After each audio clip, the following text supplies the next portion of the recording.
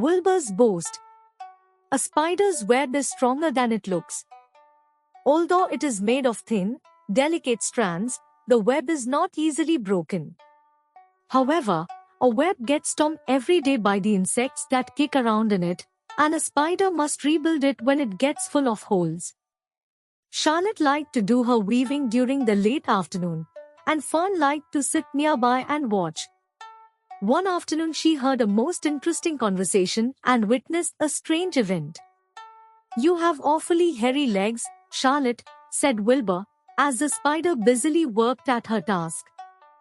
"My legs are hairy for a good reason," replied Charlotte. "Fun, Hummo. Each leg of mine has 7 sections: the coxa, the trochanter, the femur, the patella, the tibia, the metatarsus, and the tarsus." Wilbur sat bolt upright. "You're kidding," he said. "No, I'm not, either."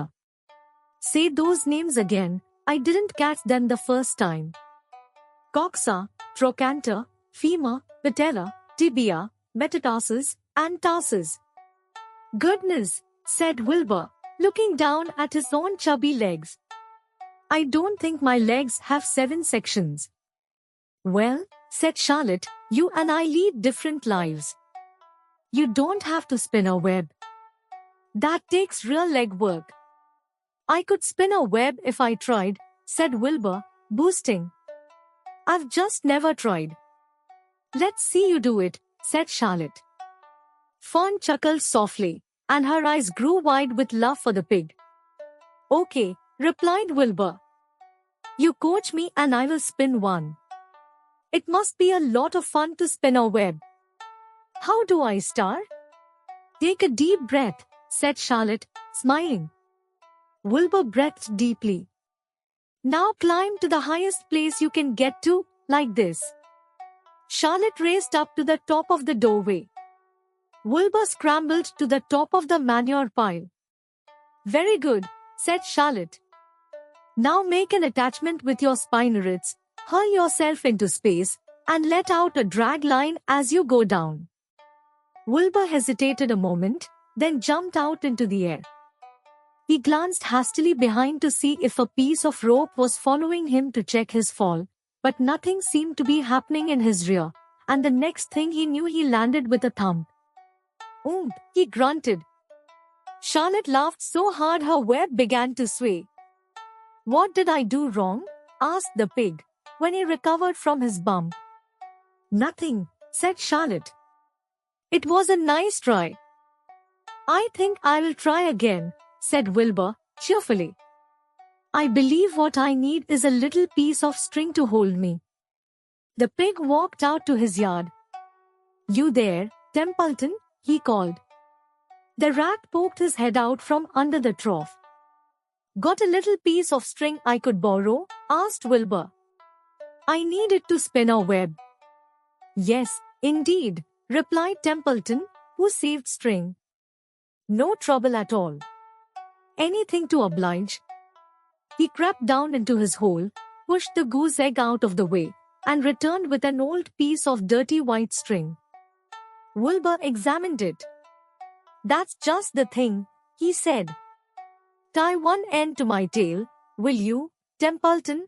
Wilbur crouched low, with his thin, curly tail toward the rat. Templeton seized the string, passed it around the end of the pig's tail, and tied 2 half hitches. Charlotte watched in delight. Like Fern, she was truly fond of Wilbur, whose smelly pen and stale food attracted the flies that she needed, and she was proud to see that he was not a quitter and was willing to try again to spin a web. While the rat and the spider and the little girl watched, Wilbur climbed again to the top of the manure pile, full of energy and hope. "Everybody watch," he cried. And summoning all his strength, he threw himself into the air, headfirst. The string trailed behind him. But as he had neglected to fasten the other end to anything, it didn't really do any good, and Wilbur landed with a thud, crushed and hurt. Tears came to his eyes. Templeton grinned. Charlotte just sat quietly. After a bit she spoke. You can't spin a web, Wilbur, and I advise you to put the idea out of your mind. You lack the things needed for spinning a web. What are they? Asked Wilbur, sadly.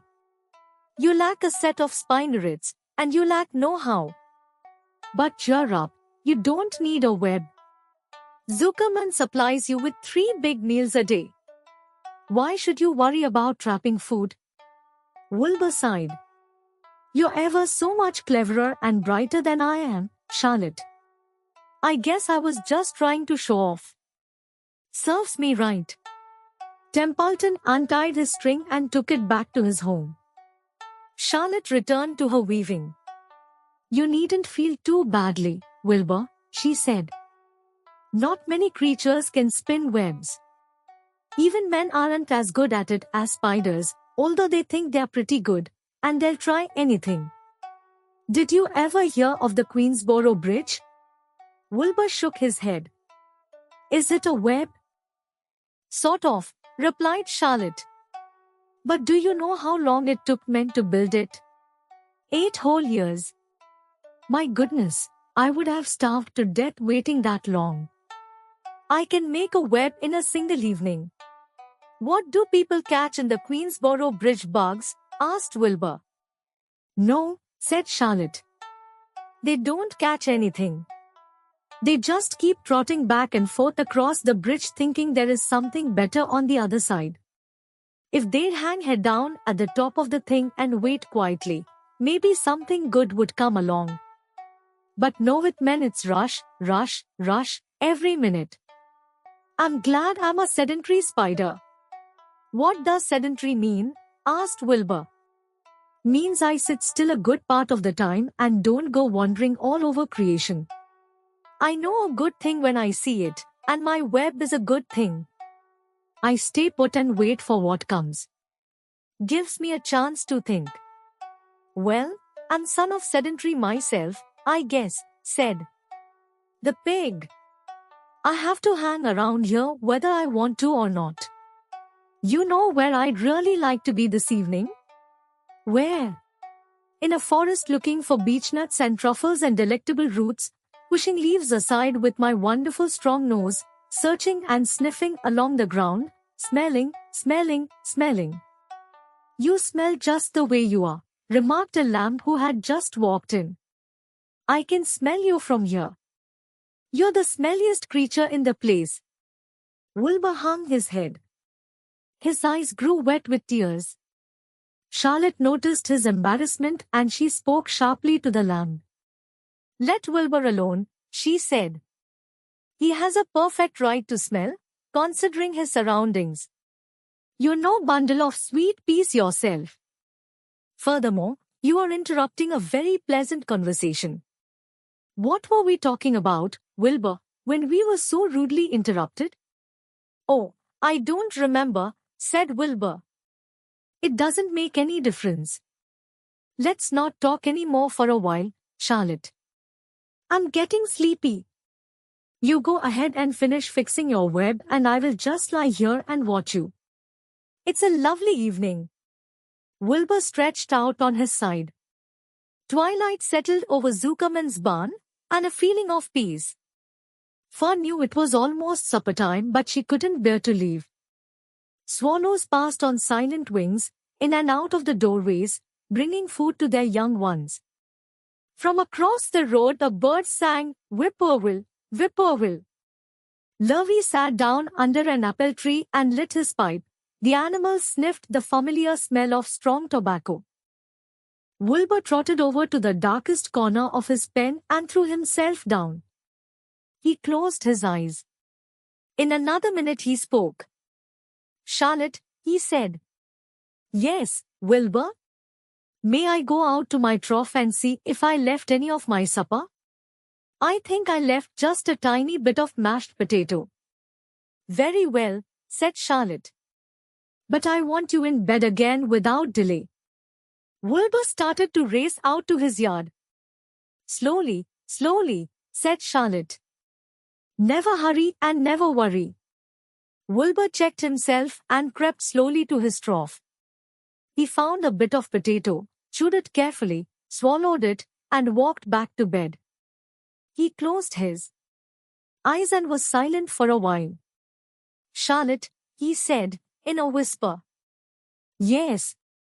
May I get a drink of milk? I think there are a few drops of milk left in my trough. No, the trough is dry, and I want you to go to sleep. No more talking. Close your eyes and go to sleep. Wilbur shut his eyes. Fern got up from her stool and started for home, her mind full of everything she had seen and heard. Good night, Charlotte, said Wilbur. Good night, Wilbur. There was a pause. Good night, Charlotte. Good night, Wilbur. Good night. Good night. Wilbur trotted over to the darkest corner of his pen and threw himself down. He closed his eyes. In another minute he spoke. Charlotte, he said. Yes, Wilbur? May I go out to my trough and see if I left any of my supper? I think I left just a tiny bit of mashed potato. Very well, said Charlotte. But I want you in bed again without delay. Wilbur started to race out to his yard. Slowly, slowly, said Charlotte. Never hurry and never worry. Wilbur checked himself and crept slowly to his trough. He found a bit of potato, chewed it carefully, swallowed it, and walked back to bed. He closed his eyes and was silent for a while. Charlotte, he said, in a whisper. Yes. May I get a drink of milk? I think there are a few drops of milk left in my trough. No, the trough is dry, and I want you to go to sleep. No more talking. Close your eyes and go to sleep. Wilbur shut his eyes. Fern got up from her stool and started for home, her mind full of everything she had seen and heard. Good night, Charlotte, said Wilbur. Good night, Wilbur.